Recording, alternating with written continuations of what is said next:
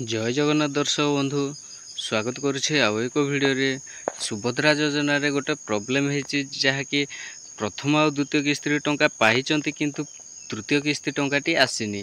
तो कौन पाई आसीनी मु आज आपण मानकु एई भिडियो रे जनइबी। आ बहुत जन लोक मते कमेंट करी कहउचंती कि जे सुभद्रा योजना रे नूतन आवेदनटी केबे आरंभ होबो।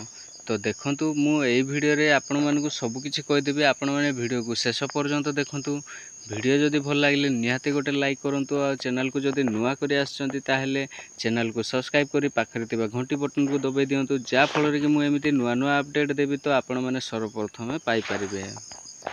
बहुत जन सुभद्रा हिताधिकारी मानकर प्रथम और द्वितीय किस्ती टंका आसीथिला किंतु तृतीय किस्ती टंका आसला ना। तो कौन पाई आसला ना देखंतु, जो मानकर भी राशन कार्ड रे नाम कटि जाइछि तो सेई मानकर तृतीय किस्ती टंका आसला ना। आपण माने चेक करंतु राशन कार्ड रे नामटी कटि जाइछि, सेति पय तृतीय किस्ती टंका आसला ना।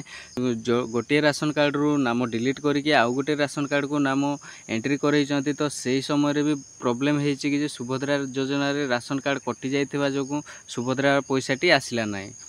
तो आपण माने अपेक्षा करंतु आ गोटे फेज रे टंका पठे दिया जिवो। तो ए नै कि सब सर्वे चली।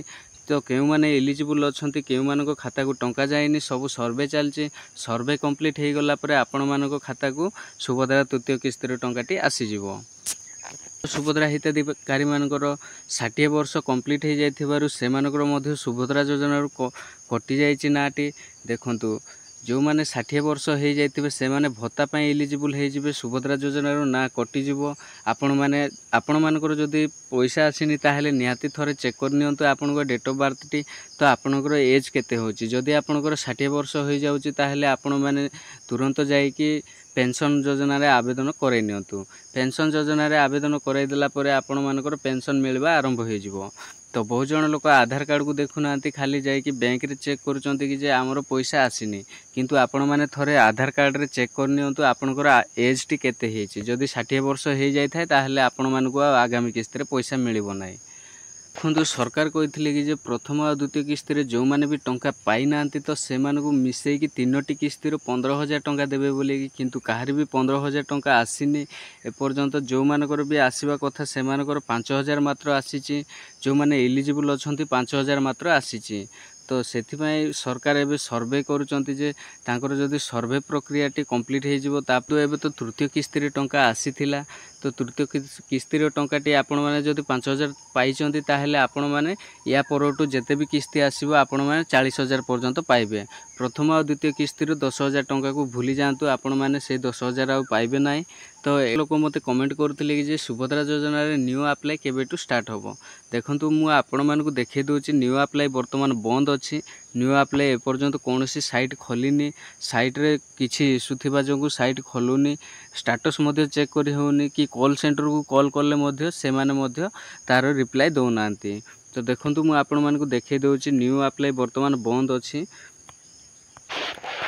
तो देखंतु सुभद्रा योजना ऑफिशियल वेबसाइट को आसिक मु से लॉगिन कर नेछि। लॉगिन कर साला पर देखंतु एठी गोटे आधार नंबर टी एंटर कर नेछि। आधार नंबर एंटर करके मु जेतेबेले सबमिट करछि, सबमिट करला परे एमती किछि देखौछि। देखंतु application close, the submission of Subhadra application is currently close.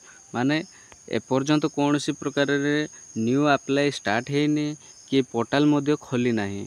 Status check करने चाहूँगी तो से स्टेटस पुराणा ही देखौछि, एपर्यंत न्यू स्टेटस देखौनी। तो न्यू अपडेट किछि हेनी सुभद्रा पोर्टल रे।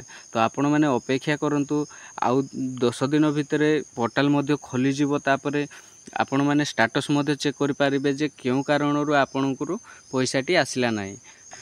देखंतु जो मानकर भी पैसा आसीनी थर्ड इंस्टॉलमेंट रे जो 5,000 टंकाटी आसीनी, तो से माने कौन करेंगे आउ 10 दिन पर सुभद्रा पोर्टल टी ओपन होबो। ओपन हो सारा पर आपण माने कौन करेंगे सुभद्रा पोर्टल रे ही आपण माने गोटे कंप्लेंट देबे।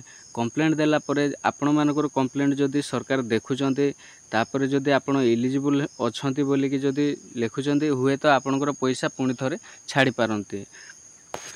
आउ जो मैंने भी न्यू अप्लाई करने अपेक्षा करिसंती तो से माने मो चैनल को सब्सक्राइब करके रखंतु। जो दिन भी न्यू अप्लाई आरंभ हो जिवो तो मु आपण मानकु वीडियो माध्यम रे जणाई देबी जे न्यू अप्लाई स्टार्ट हो गला बोली कि आपण माने जाई कि जनसेवा केंद्र रे आवेदन करि परिबे।